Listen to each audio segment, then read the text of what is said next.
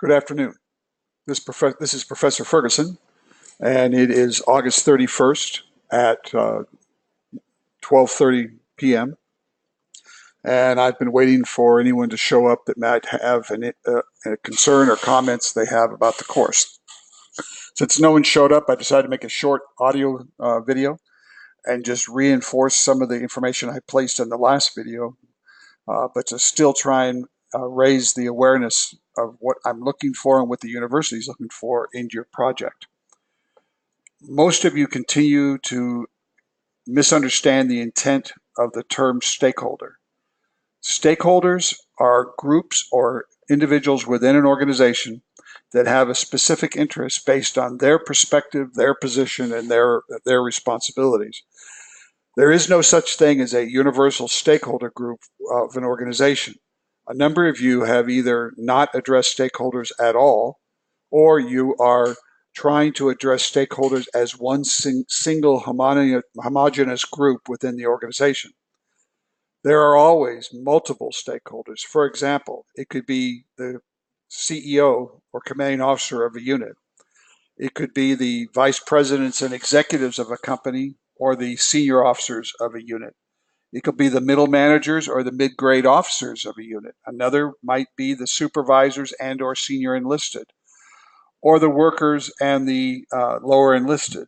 Another group might be unions or representatives such as that, like ombudsman.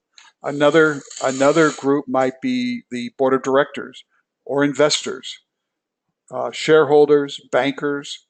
That all of these represent suppliers, customers. All represent stakeholder groups, or higher military commands would be, or supporting commands would be a stakeholder group. Each of those groups has a unique perspective on your organization. So as you're making recommendations to senior management on how to address a problem within your organization, you must provide leadership with an understanding of how these different stakeholder groups will see the problem. So as you progress through the topics each week you should be addressing those stakeholders and their impact on that week's topic. In the week one paper, when you defined your problem, you should have defined who the senior stakeholder groups were. I by no means expect you to write a paper with all the stakeholders in your organization, because there's probably more than 10. But I do want you to at least address the top 3 or 4 stakeholder groups in your organization so that we're sure you understand this concept. And so in the first week's paper, you would have had a problem statement, and you would have shown how each of those 3 or 4 groups of stakeholders saw that problem statement and how it impacted them individually and what their needs and expectations were as it relates to that problem statement. Then as you progress through the course, each week you would be talking about the new topic, and you would bring into it how those stakeholder groups saw that problem, that topic, saw the need, and so forth. As you progress through the paper, as you get toward the end of the paper and you start talking about recommendations, analytics, proposals, methodologies, and then finally ultimately the recommendation on behavior of how you're going to do it, each time you're going to deal with these stakeholder groups. As you get to the final closeout, you're going to want to be able to tell leadership, and they're going to want to hear from you as to, here's the problem that we had, here's the solution that we've come up with, here's the implementation plan we have to correct that solution, and here's how these 4 stakeholder groups are going to see that solution. 3 of the 4 may be in favor of it, and you can simply share what they're going to see as being the critical element of your solution. But there may be 1 or more that will not support your conclusion, or will not see it as a benefit to them or their group. And you need to help leadership understand how they could present that to those groups to help them to grasp it, or to at least embrace it, or be willing to support it. And that's the whole concept of where you're trying to get to. Often military students struggle with this kind of an approach because they're not used to leadership wanting to get buy-in from all elements of the command, because after all, it's a direct order. But in civilian work, orders don't work. You have to get buy-in. And even in a military command, it's beneficial if you can have your command in support of the conclusion. So part of your job in this assignment is to help leadership understand how to achieve balance between the needs of the command and the needs of the various stakeholder groups. Because they are not homogeneous, you can't just talk about a stakeholder or the stakeholders in your problem statement. You need to define who those are. You can feel free to make a statement such as the major stakeholders in this situation are, and then proceed to talk about those. You could even go on to say there are other groups such as the following, but they will not be addressed for the purpose of this paper as they are not as significant influence on the outcome. Something like that, just so we know that you understand the concept. This is what I mean by a stakeholder group.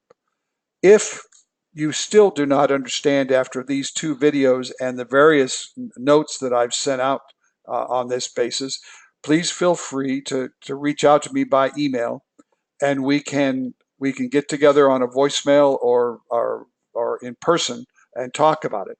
There will be another live section next in week 5 on Tuesday the 5th at 10 a.m. Eastern, in which you can again ask me questions relative to where you're progressing. I will post this video, and this is the second video I've posted this week to try and help students understand where we're at in this process. You do not have to go back and redo all your papers at this point in time, but all papers going forward from hearing this video, you need to make this kind of a shift.